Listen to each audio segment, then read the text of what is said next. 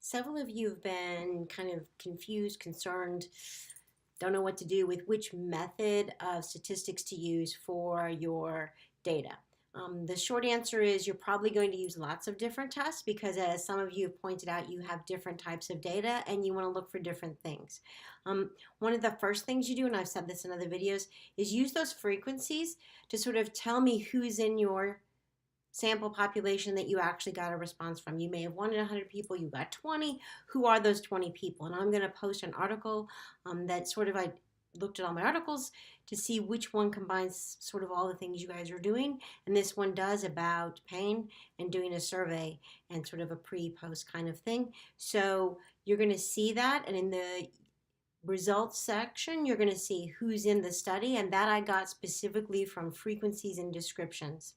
The next thing that you're going to do is talk about the statistical test you ran. You may have done it in the methods section. As you'll see in the methods section of this one article that I'm going to post with this video, it's a lot of different tests, and it's different tests depending on the data.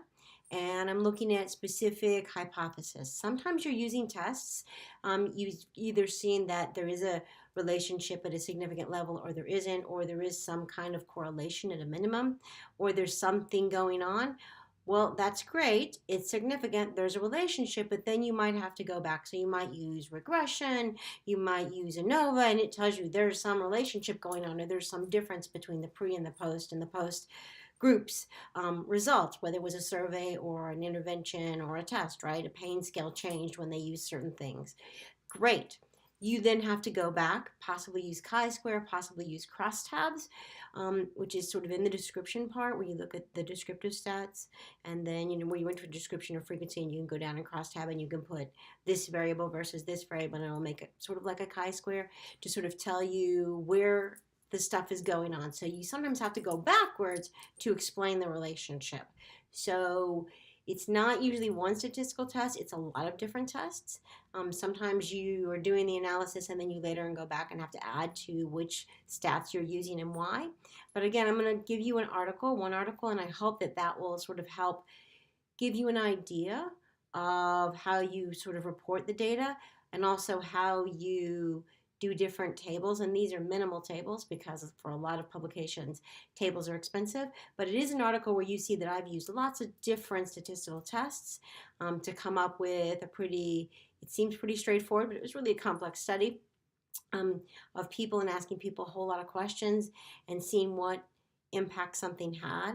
So some of you are doing something similar to that. I'll try to find another article that sort of looks at pre and post test results. But again, depending on what kind of data you have, and depending on if there's a lot of variation in the data or not, because if pre they were one way and post they're another way, and there was like they were either all perfect or all hated everything the first and then all loved everything the second, then it may not show there's a significant relationship between having something like an intervention, and that could be because of their variance. So again, one of the things you have to think about is what are the results and what do those mean, and have to go backwards and explain those results, correct?